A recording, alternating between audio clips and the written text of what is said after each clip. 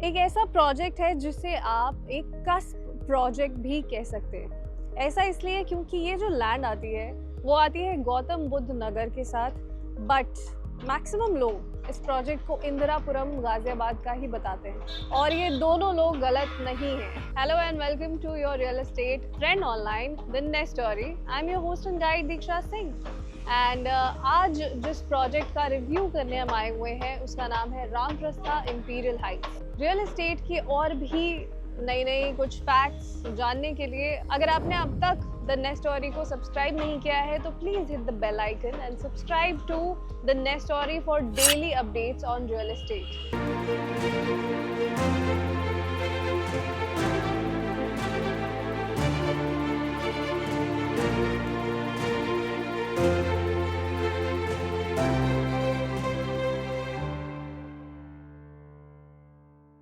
हमने इससे पहले जब भी रामप्रस्था को कवर किया है, इनफैक्ट हम 1 साल पहले यहाँ पर आए थे यहाँ शूट करने, and we have always noticed कि यहाँ पर भीड़ बहुत ज़्यादा लगी रहती है। लोग काफ़ी कंसिडर करते हैं इस प्रॉपर्टी को।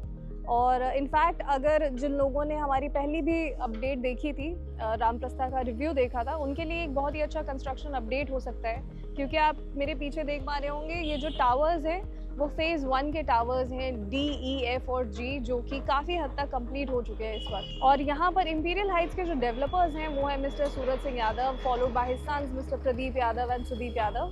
सो ये लेगेसी है रामप्रस्था की और काफ़ी वेल एस्टैब्लिश्ड नेम है आज के टाइम में रामप्रस्था का दिल्ली NCR रीजन में फॉर श्योर। और उसके साथ ही अगर आप इनके किसी प्रोजेक्ट को एक रेफरेंस समझना चाहते हैं, if it hits you then try to remember Ramprastha platinum heights, जो कि इनका one of the good delivered projects है। यहाँ के लोकेशन एडवांटेजेस काफ़ी प्लेंटी हैं, क्योंकि सबसे पहले तो आप ये समझिए कि ये प्रॉपर्टी बिल्कुल NH24 से बिल्कुल बैंग ऑन पड़ती है।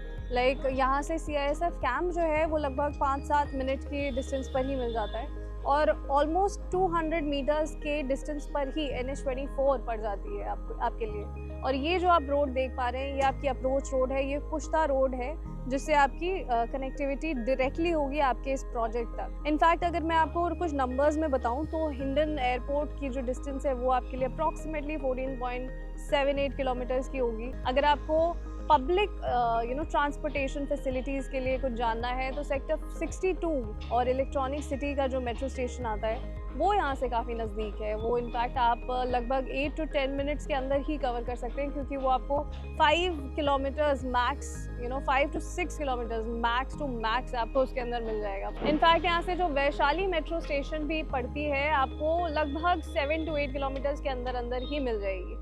सो डिस्टेंस यहाँ से सभी तरीके की पब्लिक ट्रांसपोर्टेशन के लिए बहुत ही ज़्यादा है और किसी चीज़ की आपको ऐसे डिस्टेंस वाइज तो कमी नहीं मिलेगी। सिंस इंदिरापुरम का भी टैग लग जाता है इस एरिया में, सो अवेलेबिलिटी ऑफ स्कूल्स, हॉस्पिटल्स और लेजर एंड लाइफस्टाइल एक्टिविटीज़ वो आपको प्लेंटी मिल जाएंगे, क्योंकि इंदिरापुरम अपने आप में एक बहुत ही एस्टैब्लिश्ड एरिया है। सेंट्रल दिल्ली और वेस्ट दिल्ली के काफ़ी लोग अपने बिहार छोड़ करके इस लोकेशन को चूज़ कर रहे हैं because of its better connectivity.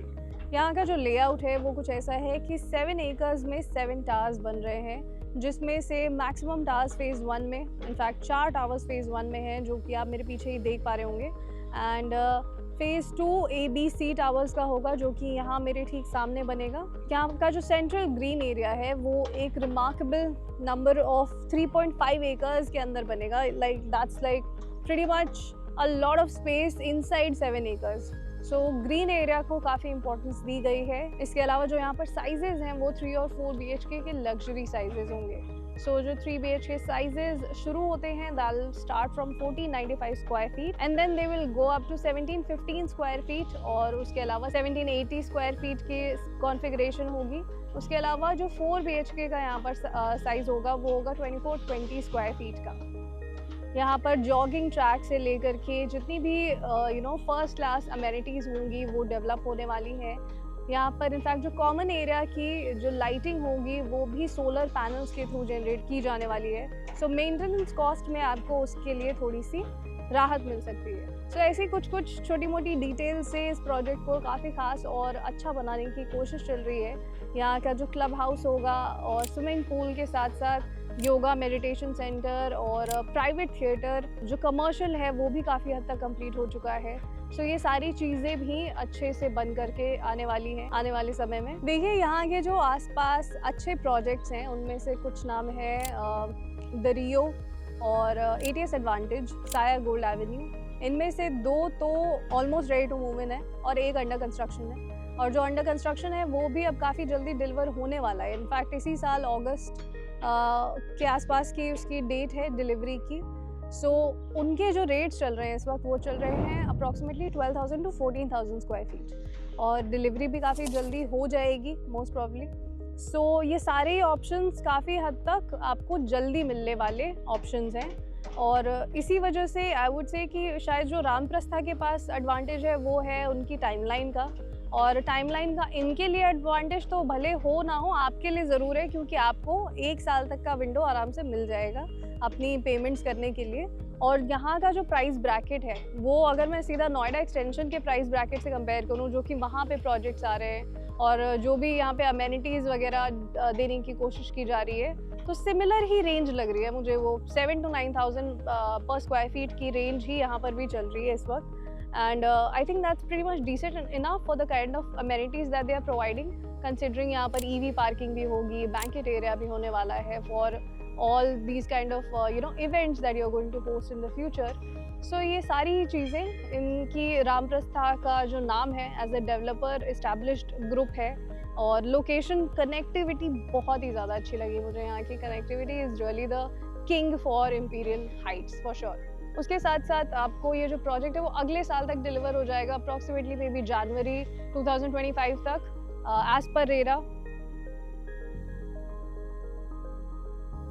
यहाँ की जो बॉक्स प्राइस है वो इस वक्त आप कह सकते हैं starting from approximately 1.3 CR and above. So I think pretty much decent for the kind of locality, developer established developer, और यहाँ पर जो अमेनिटीज़ दे रहे हैं उस हिसाब से आई फील कि ये जो प्राइस ब्रैकेट है इस वक्त काफ़ी अच्छा है। इस प्रॉपर्टी में भी बहुत ही अच्छा कॉस्ट अप्रिशिएशन आया है जब से ये लॉन्च हुई थी, जब से कंस्ट्रक्शन में है, और अब डिलीवरी के काफ़ी पास है इसका फेज़ 1, तो कॉस्ट अप्रिशिएशन यहाँ पर काफ़ी ज़्यादा अच्छी आई है। लगभग 4-5 हज़ार रुपये से ये प्रॉपर्टी स्टार्ट हुई थी, आज की डेट में लगभग आपको 8-9 हज़ार का रेट ये दे के जा सकती है आपके लिए। सो जो एज एन एंड यूज़र भी लोग इसको कंसिडर करना चाह रहे हैं, फॉर श्योर गो अहेड। हम ऐसा कर रहे हैं कि हम आपके लिए सिर्फ नए नए प्रोजेक्ट्स ही नहीं बल्कि पुराने प्रोजेक्ट्स की कंस्ट्रक्शन अपडेट भी आपके लिए लेकर आना चाह रहे थे, क्योंकि आपको एक आइडिया मिल जाएगा कि एग्जैक्टली क्या अपडेट रही है पिछले 1 साल के अंदर अंदर जो हमने पहले कवर किया था और आज की डेट में क्या फ़र्क पड़ा है, कंस्ट्रक्शन कितनी तेज़ी से आगे बढ़ी है, और आपको एक बहुत ही क्लियर रियल टाइम आइडिया यहाँ पर मिल रहा होगा।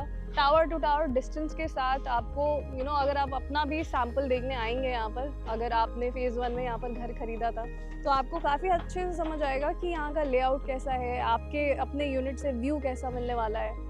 So yeah, I think that's exactly why we are doing what we are doing. And if you like what we are doing, then please subscribe to the channel.